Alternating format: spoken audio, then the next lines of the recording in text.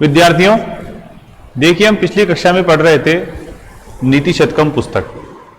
नीति शतकम पुस्तक के विषय में हमने जाना कि नीति शतकम पुस्तक में मानव के चरित्र को उदात्त बनाने के लिए उसके जीवन में जब सामाजिक प्रतिक्रिया के दौरान जो भी विपरीत परिस्थितियां उत्पन्न होती है, उन परिस्थितियों का सामना वह कैसे करे, उन सब विषयों को विस्तार पूर्वक समझाया गया है।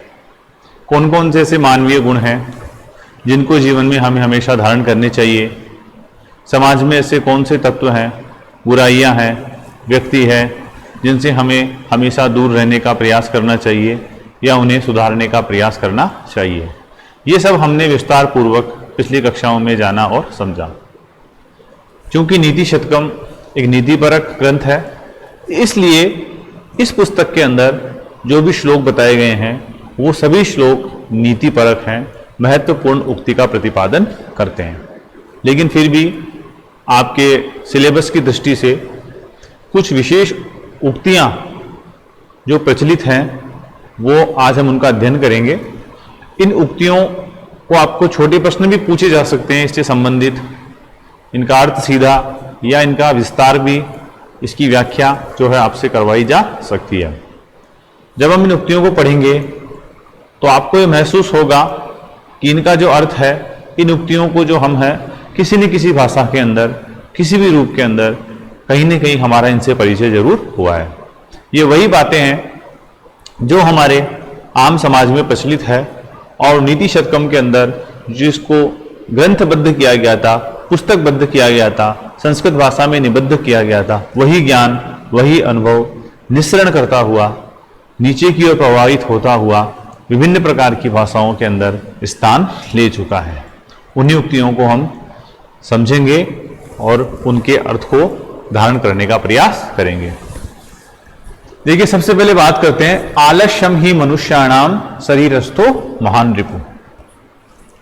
मनुष्य के शत्रु और मित्र, इन दोनों के विषय में बहुत ही सारगर्भित, आनुभविक और सदैव हमें नियंत्रित करने वाला जो ज्ञान है, हमारे व्यवहार को निर्देशित करने वाला जो ज्ञान है, वो भर्तृहरि जी ने में बताया है कि रिपु कौन है और मित्र कौन है। तो सबसे पहले रिपु की बात कर लेते हैं। आलस्यम ही मनुष्याणाम। आलस्यम, आलस्यम का मतलब आलस्य। आलस्य का मतलब होता है कि किसी काम को टालना, उसको नहीं करना, कल कर लेंगे, परसों कर लेंगे, मैं क्यों करूं, और कर लेगा, ये सब चीजें मन में जो विचार आते हैं उन्हें हम कहते हैं आलस्य। तो जो आलस्य है ही, यानी कि निश्चित रूप से वह आलस्य ही मनुष्याणाम, मनुष्यों का शरीरस्थ है। शरीर का मतलब शरीर में ही स्थित, कहीं बाहर दिखाई नहीं देगा, उनके स्वयं के शरीर के अंदर ही विद्यमान सबसे बड़ा शत्रु है। यानी कि व्यक्ति का सबसे महान शत्रु कौन है? आलस्य। अगर व्यक्ति से एक शत्रु को विजित कर ले, इसे जीत जाए, तो दुनिया में कोई भी ऐसा प्रत्यय, कोई भी ऐसी वस्तु नहीं है जिसे हम प्राप्त नहीं कर सकते, जिसे हम जीत नहीं सकते। तो हमारी उन्नति में, हमारी प्रगति में सबसे बड़ा जो रुकावट है, सबसे बड़ा जो शत्रु है, वह कौन है? आलस्य। और नास्ति उद्यम समो बंधु, ये यहां पर लिखा है मैंने, नास्ति उद्यम समो बंधु यम कृत्वा नावसीदति। फिर मित्र कौन है सबसे बड़ा? उद्यम। उद्यम का मतलब होता है उद्योग। उद्योग का तात्पर्य होता है कार्यशीलता,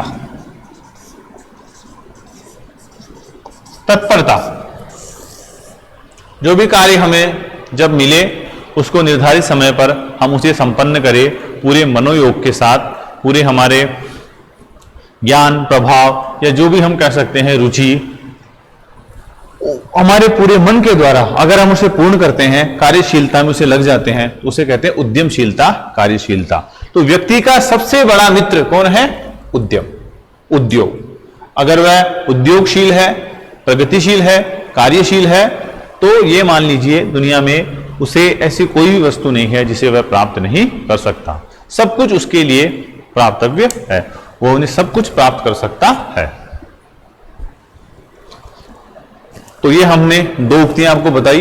आपको लिखना है, अगर ये आ जाए छोटे शब्दों में कि आलस्यम ही मनुष्याणाम, छोटे शब्द को मतलब 20 शब्दों के अंदर छोटे प्रश्नों में, तो आपको सीधा लिखना है कि भर्तृहरि के द्वारा इस उक्ति के माध्यम से प्रतिपादित किया गया है कि व्यक्ति का सबसे बड़ा शत्रु आलस्य है, जो स्वयं उसके शरीर में विद्यमान है।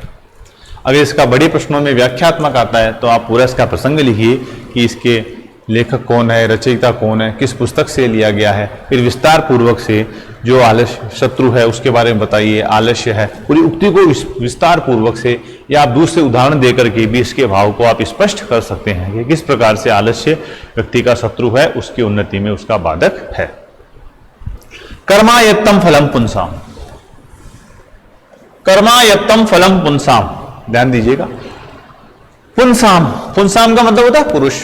पुरुष यहां पर उपलक्षण है, पुरुष स्त्री जो भी व्यक्ति मान लीजिए, मनुष्य मान लीजिए। तो मनुष्यों के द्वारा जो भी फल प्राप्त किया जाता है वो किसके अधीन है? कर्म के अधीन है। कर्मायत्तम, जो भी कुछ कर्म किया है वो उसी का ही प्रतिबिंब है, उसी की ही छाया है।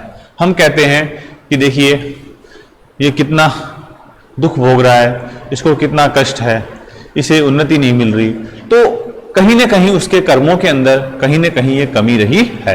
तो व्यक्ति को अगर अच्छे फल प्राप्त करने हैं, अपना भाग्योदय करना है, या यूं कहिए किसी कार्य के अंदर सफलता प्राप्त करनी है, तो उसे अपने कर्म को सुधारना पड़ेगा। कर्म का मतलब जो लक्ष्य हम लेकर के आगे बढ़ रहे हैं, उन लक्ष्यों को प्राप्त करने के लिए गतिविधियां क्या है, किस प्रकार से वह प्राप्त किए जा सकते हैं। तो जैसा आपका कर्म होगा वैसा ही आपका फल होगा। तो फल को सुधारने के लिए हमें अपने कर्म सुधारने हैं। छाएव मैत्री खल सज्जनानाम, बहुत ही सुंदर उक्ति है। छाएव मैत्री खल सज्जनानाम, सज्जन कौन होते हैं, दुर्जन कौन होते हैं, और उनकी मित्रता किस प्रकार से होती है, बहुत ही सुंदर उदाहरण इस उक्ति के माध्यम से बताया गया है।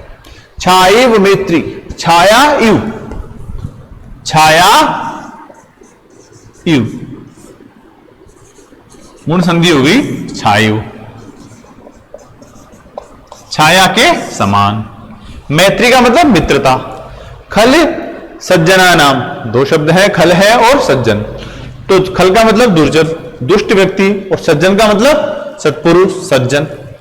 उनकी जो मित्रता होती है वो किसके समान होती है? छाया के समान। कौन सी छाया, कैसी छाया? दुर्जनों की और सज्जनों की मित्रता छाया के समान होती है। कौन सी छाया, किसकी छाया? तो उसके विषय में बताते हैं।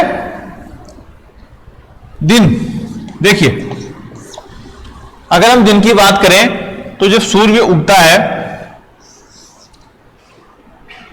तो पूर्वार्ध तक, यानी कि 12 बजे तक, यानी कि जब सूर्य मध्य में आ जाए तब तक जो भी ऑब्जेक्ट है उसकी जो छाया होती है सीधी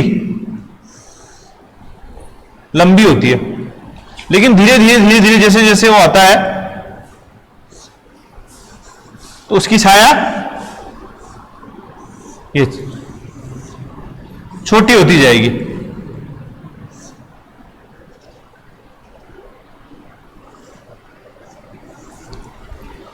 तो जो खल है उसकी मित्रता किसके समान है? पूर्वार्ध की छाया के समान, सूर्योदय से मध्याह्न तक। कैसे? जैसे सूर्य उदित होता है तो हम देखते हैं कि जिस पेड़ की या हमारी छाया जो होती है लंबी होती है बिल्कुल, और जैसे जैसे वह मध्य में आता जाता है छाया छोटी होती जाती है। वैसे ही जो दुर्जन व्यक्ति होता है संपर्क में आते तुरंत एकदम प्रगाढ़ मित्रता उत्पन्न करता है, संबंध उसके साथ स्थापित होते हैं। लेकिन धीरे धीरे जब व्यवहार के अंदर देखने में आया है कि धीरे धीरे, क्योंकि वो स्वार्थ के वश आता है, धीरे धीरे उसकी मित्रता, उसका व्यवहार सीमित होता जाता है, वह दूर हटता जाता है। तो उसकी मित्रता कैसी हुई? प्रारंभ में एकदम तीव्र और फिर धीरे धीरे समाप्त हो रही है। लेकिन सज्जनों की मित्रता कैसी होती है? परार्ध सूर्य के समान। कैसे? अब देखिए यहां पर छाया कैसी है? बहुत छोटी। लेकिन जैसे जैसे ये बढ़ेगा अब ये छाया इधर बढ़ने लग जाएगी। तो क्या कर रही है?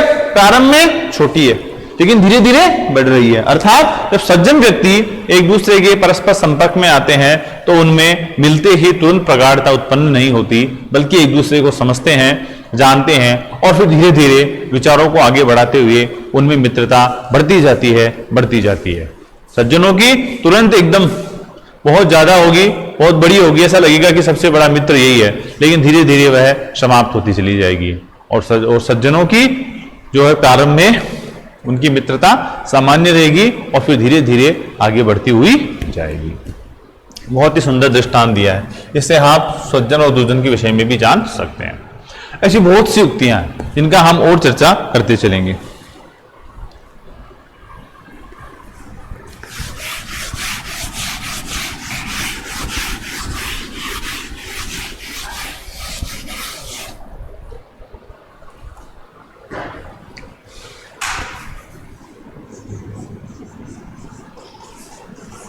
मनस्वी कार्यार्थी गणयति सुखम गणयति न दुखम न च सुखम।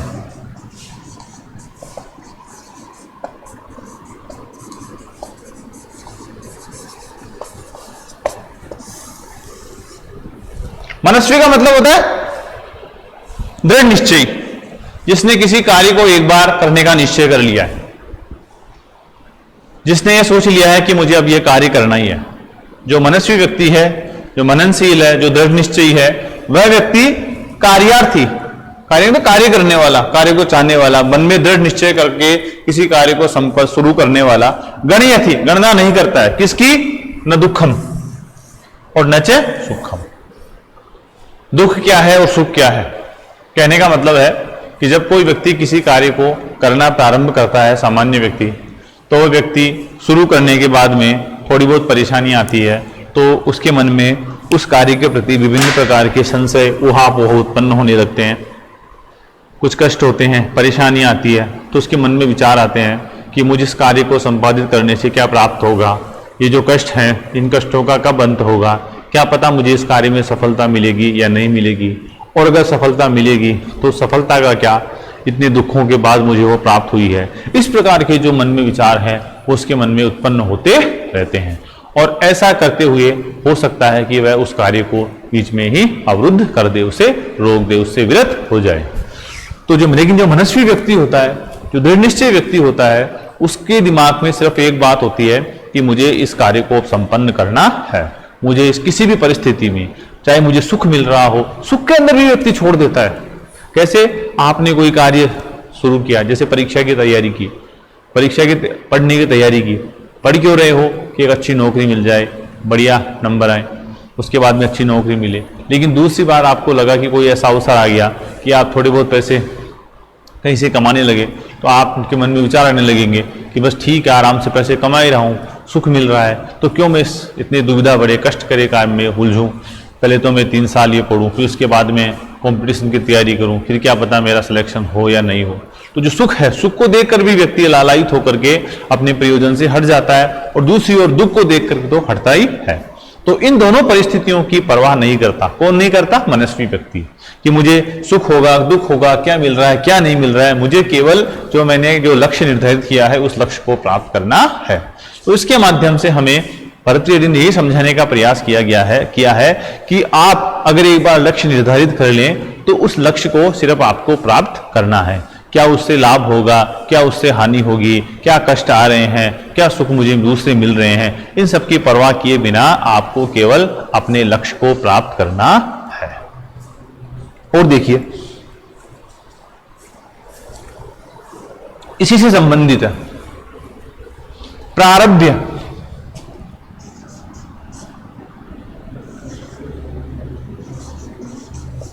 चोत्तम जना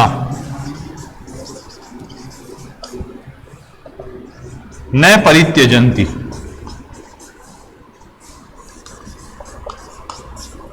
उत्तम जना, जो श्रेष्ठ व्यक्ति होते हैं वो कौन होते हैं? प्रारंभ करने के बाद किसी भी कार्य को बीच में अवरुद्ध नहीं करते, उसे संपादित, उसे पूर्ण करते ही है। तो मनस्वी, उत्तम जना, इन सब की विशेषता यही है कि वे अपने द्वारा प्रारंभ किए गए कार्य को निर्माण तक, समाप्ति तक लेकर के जाते हैं। यही बात आप पे भी लागू होती है कि आप जो लक्ष्य जो आपने अभी निर्धारित किया है उसके लिए निरंतर प्रयास हो जाइए, दृढ़ निश्चय होकर के उसके लिए प्रयास कीजिए। क्या मिलेगी सफलता, नहीं मिलेगी, कब मिलेगी, क्या सुख है, क्या दुख है, इन सब की परवाह मत कीजिए। और देखिए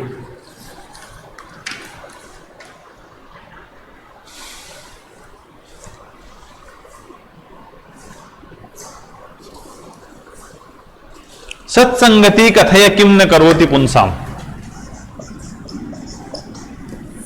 सत्संगति कथय किम न करोति पुंसाम। सत्संगति, सत्संगति का मतलब सज्जनों के साथ रहना, उठना बैठना, आचार विचार करना, उनके साथ मित्रता करना। तो सत्संगति से क्या क्या नहीं होता, यह संगति का ही प्रभाव होता है कि व्यक्ति क्या होता है और क्या हो जाता है। जैसे कवि ने उदाहरण के माध्यम से समझाया है, बरसात की एक बूंद पानी की, उस बूंद को देखिए आप, उसके संगत का क्या फर्क पड़ता है। जब वही बरसात की बूंद, पानी की बूंद एक तप्त लोहे की प्लेट पर गिरती है, तस्तरी पर गिरती है, तो तुरंत उसका नामो निशान समाप्त हो जाता है, अस्तित्व खत्म हो जाता है। बूंद वही है, लेकिन संपर्क में किसके आई, एक तप्त जलते हुए लोह के पिंड के साथ। दूसरी ओर अगर यही सीप के अंदर जाती है तो क्या बन जाती है, मोती। वही बूंद है, सीप के अंदर जाने से मोती बन रही है, और तप्त लोहे के ऊपर गिरने से क्या बन रही है, अपने अस्तित्व को समाप्त कर रही है। तो कहने का तात्पर्य है कि हम क्या बनेंगे, हम आगे जाकर हमारा अस्तित्व कैसा होगा, क्या हमारा सम्मान होगा, मान होगा, हमारा व्यवहार कैसा होगा, यह सब निर्भर करता है हम जिन व्यक्तियों के साथ हमारी मित्रता है, जिन व्यक्तियों के साथ हम व्यवहार कर रहे हैं, उसके ऊपर इसके ऊपर यह महत्वपूर्ण भूमिका है कि हम भविष्य में क्या बनने वाले हैं। तो अगर आपको अच्छा बनना है, आगे बढ़ना है, अच्छे लोगों के साथ मित्रता कीजिए। और अगर आपको सामने उदाहरण आपके, अगर आपको अपने व्यक्तित्व को कमजोर करना है, पीछे जाना है, अपनी अवनति करनी है, तो आप बुरों के साथ व्यवहार कीजिए। मृगा मृगई संगम अनुव्रजंती, इसी के संबंध में है। गावश्च गोभी तुर्गास तुरंगई, मूर्खश्च मूर्खई सुधीय सुधी भी समानशील व्यसनेषु शक्यम। ऐसे बहुत सारी उक्तियां हैं, लगभग सभी श्लोक उक्तियों के माध्यम से। कुछ उक्तियां मैंने यहां पर आपको समझाई है, और सी उक्तियां जो मैंने महत्वपूर्ण है वो नोट्स के रूप में उनको अलग से संकलित करके व्हाट्सएप के माध्यम से आपके पास प्रेषित कर दी है, उनको आप अध्ययन कीजिए। और दूसरी ओर स्वयं पुस्तक लेकर के भी आप जो उक्तियां हैं उनको संकलित कीजिए और उनका अर्थ समझने का प्रयास कीजिए। इनका अर्थ गंभीर बिल्कुल नहीं है, सामान्य अर्थ है, और कहीं ना कहीं जीवन के अंदर आपने ये जरूर सुनी है किसी न किसी भाषा के अंदर, क्योंकि संस्कृत भाषा के अंदर जो भी बात कही गई है, विभिन्न प्रकार की भाषाओं का, भारतीय भाषाओं का निर्माण इसी से हुआ है, और ज्ञान का विकास निस्तरता हुआ यहाँ तक आ रहा है। अब हम आगे की कक्षा कल अध्ययन करेंगे। आज तक इतना ही, धन्यवाद।